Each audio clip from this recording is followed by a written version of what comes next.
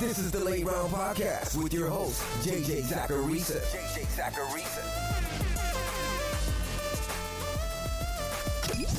What's up, everyone? It's JJ Zacharisa, and in this episode 797 of the Late Round Fantasy Football Podcast, sponsored by FanDuel. Thanks for tuning in. Before getting to the mailbag questions this week, I just wanted to remind you that even with the draft guide being far less relevant these days, there are still ways to support me and this show, all while hopefully winning fantasy titles. Check out the Late Round Fantasy Football Patreon. I've got in-season weekly rankings, rest of season cheat sheets, live stream Q&As, and more. You can also access the Discord, which is honestly such an awesome community. Obviously, I'm biased, but I truly feel that's the case. Just this week, someone posted in the Discord, quote, "This is the best fantasy space that I found, and it's not even close. Everywhere else, people are rude as hell to each other. Late Round QB has a fam vibe going in here." You can check all of this out over on lateround.com.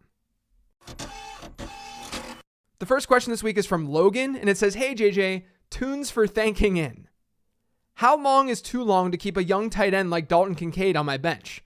I know rookies normally take time to ramp up, but in my league, we only have 5 spots, so bench space is at a premium. What indicators can I look to early in the season to help make decisions on these young bucks?" So I got a ton of questions this week about what indicators to look at early on in the season to see if a player is going to be good or not. And I got questions like this one: when do I know when to drop a player? I'll be talking through a lot of these indicators on the 15 Transaction Show each week. You're going to want to look at things like snap share, routes run, route participation, and the more obvious ones like target share and actual production. There's just no blanket answer for how long is too long to keep a young tight end on my bench, because it depends entirely on where that player is trending. And it depends entirely on who you'd be replacing that player with, which is what my rest of season rankings can be helpful for. But I wanted to kick off today's show with this question because the answer is always going to be, it depends. Fortunately, there are things that we can look at to see if there's potential production coming, or if a player like Kincaid or whoever else is going to be a bust. We won't be right about these guys all the time, but we'll be right more often than not. The next question is from @Stacemaster21 on Twitter. It says, "Who's a great grab and stash for the taxi squad before the season starts and they lock?" Someone I've been stashing in dynasty leagues recently is Chris Brooks, who's a running back for the Dolphins. I know a lot of you guys probably have never even heard of Chris Brooks. Now, the chance that Brooks really pans out is not great. He wasn't invited to the combine and he wasn't drafted either, so he's not even in my prospect models database. With that being said, we should always be looking to target ambiguous backfields in fantasy football, and Miami's definitely ambiguous. I talked about that with Devon Achane on the 15 Transaction Show. And if you look at this Miami backfield, you've got a whole lot of speed, but you don't have a lot of size. Raheem Mostert, he's a smaller back. Devon Achane, obviously a smaller back. Savon Ahmed is also a sub 200-pound back. Chris Brooks is a big boy. He weighed in over 220 pounds. So he offers something different within this ambiguous backfield. And that's literally enough for me to be intrigued. Because analytically, not a whole lot stands out. But if the Dolphins decide that they want some change of pace bruiser, maybe he ends up getting a shot eventually. And let's not pretend that this system has never produced some super random running backs. Look at the Shanahan tree. We get random running backs giving us production all the time. So as a random end of bench stash you can get for next to nothing in Dynasty, why not wait and see? This next question is from @HonoluluPastBlue. It says, "Would you consider holding 2 defenses if you drafted the Cowboys as defense 7, but the Ravens were there with the last pick and you scooped them up for week 1 only? Or would you drop one for one of your waiver wire pickups from 15 transactions? Roshan Johnson is on waivers. Thanks, JJ."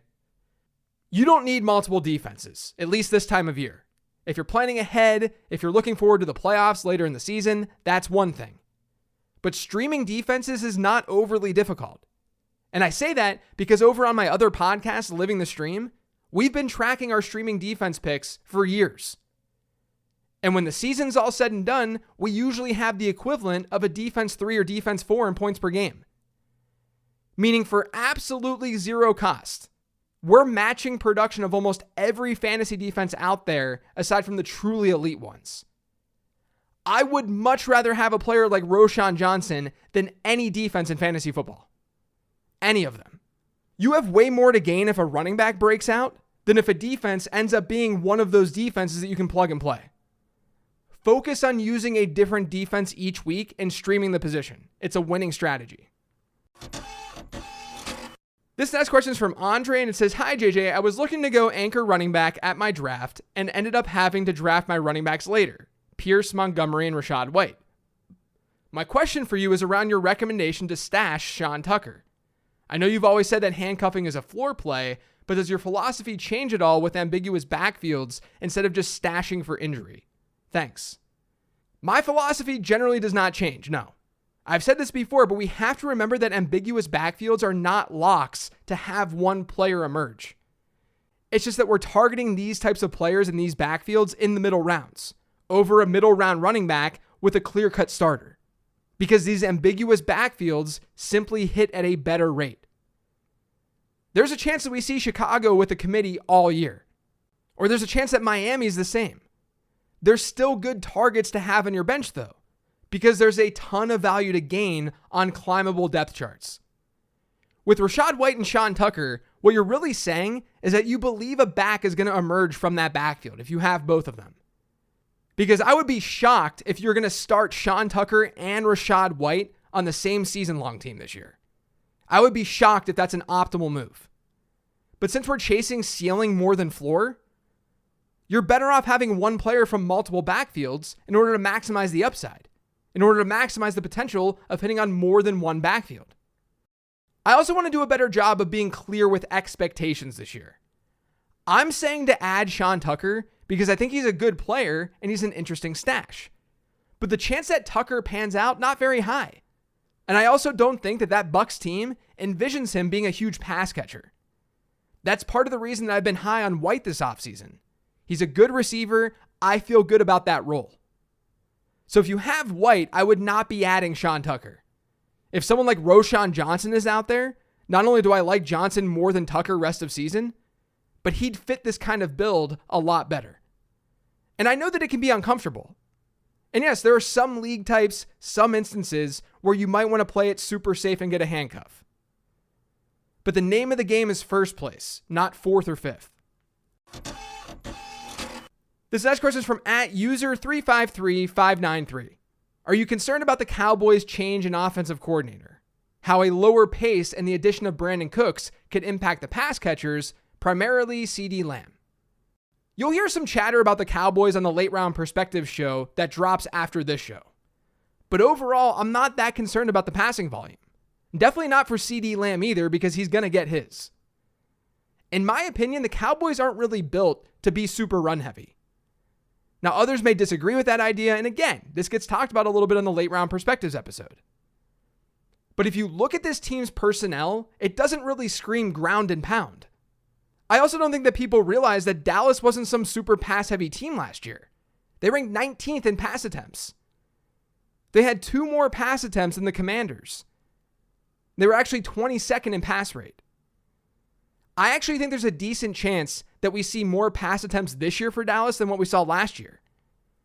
Like I said, they weren't super pass heavy last season, and the personnel tells us that they're going to throw the ball. Maybe I'm wrong though, but it's a reason to be bullish enough on the pieces within this offense. This next question is from @AJ's FFB Madness. It says, do you expect Van Jefferson to get most of the target share? Does he even play the Kupp position? If not, why would he get more target share with Cooper Kupp out? This is a good exercise on just projection building in general, so let's dive in. No, Van Jefferson does not play the same role as Cooper Kupp. Jefferson's played no more than 35% of his snaps from the slot in a given season.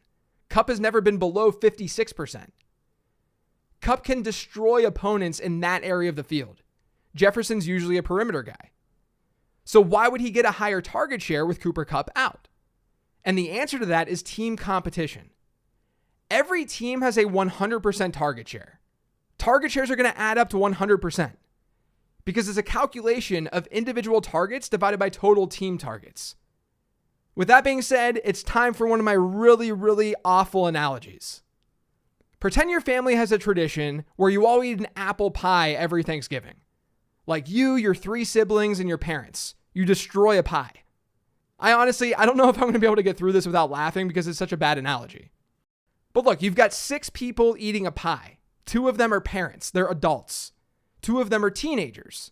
One's like a 7-year-old. And then the last one's a toddler. Your goal is to eat this pie, all of it. This is your tradition. Your family eats pie, the entire thing. Now, clearly the toddler, the 7-year-old, they're not going to be able to eat that much. So you plan for the teenagers to eat more than them, and then maybe the parents, the adults, to eat more than the teenagers. This is just a really weird family. Now imagine a world where everyone is 10 years older, and they're still going through the same really weird tradition. The teenagers are now in their 20s. That 7-year-old, almost graduating high school. The toddler is now a middle schooler.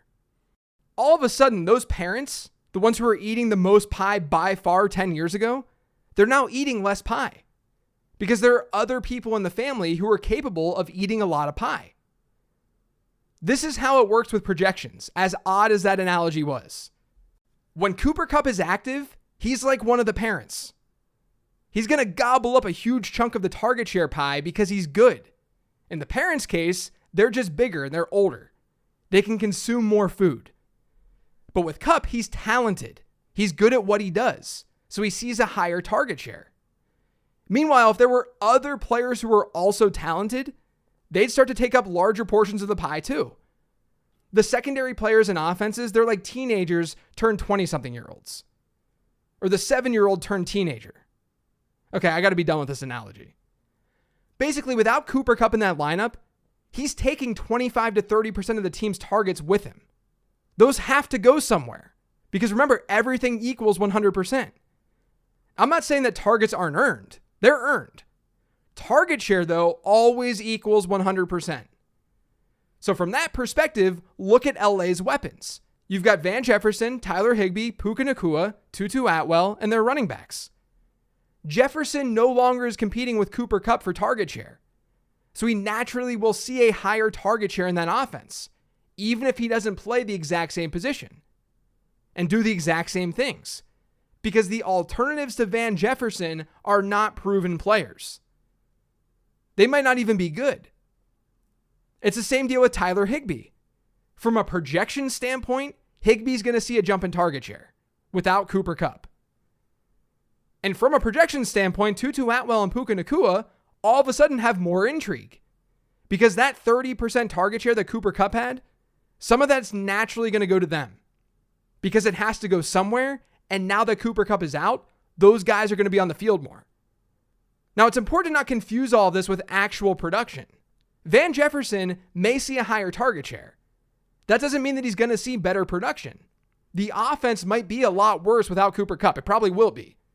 So he could see a 25% target share and still not be really, really amazing in fantasy because the offense could just be really bad. But strictly from a target share perspective, he's becoming a more talented player in his offense compared to where he was with Kupp. And talent is leading to that opportunity. And for the record, don't forget about Puka Nacua's name. It wouldn't surprise me if he's a popular waiver ad next week. Maybe it's going to be Tutu Atwell, but Nacua's a really good player. He can sort of play that Robert Woods role within this Rams offense. The last question this week is from @ABQJoe_R, and it says, what's the one take you've had this preseason that scares you the most? The thing that scares me the most is how the things that I communicate can then be taken and consumed. Because sometimes I don't do the best job communicating things. And sometimes I say things and people will understandably run with it. It's easily the toughest part of my job each season. This is the downside of what I do. Nothing is more frustrating than being misinterpreted and misrepresented. And I'm not saying that only happens because you, a listener, misunderstands me. I'm not putting this on you.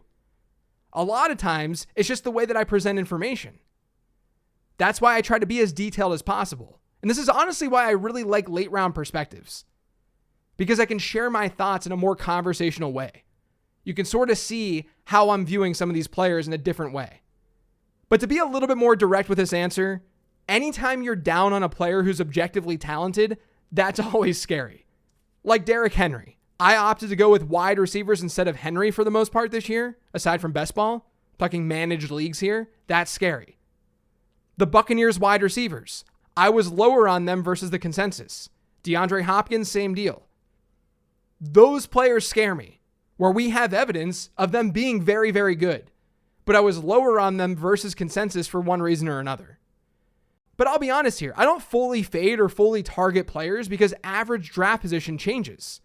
Some drafts, I end up getting guys that I didn't intend to get because their cost becomes attractive. That's also something I talk about on this week's Late Round Perspectives episode, which drops this afternoon. That's what we call a teaser in the business. But that's it for today's show. Thanks to all of you for listening. If you yet subscribe to the Late Round Fantasy Football Podcast, make sure you are by searching for it pretty much anywhere podcasts can be found. And don't forget to follow me on Twitter at LateRoundQB and follow the Late Round Fantasy Football Instagram account at LateRoundFF. Thanks for listening, everyone. Enjoy week 1. Have a great weekend. I'll talk to you next week.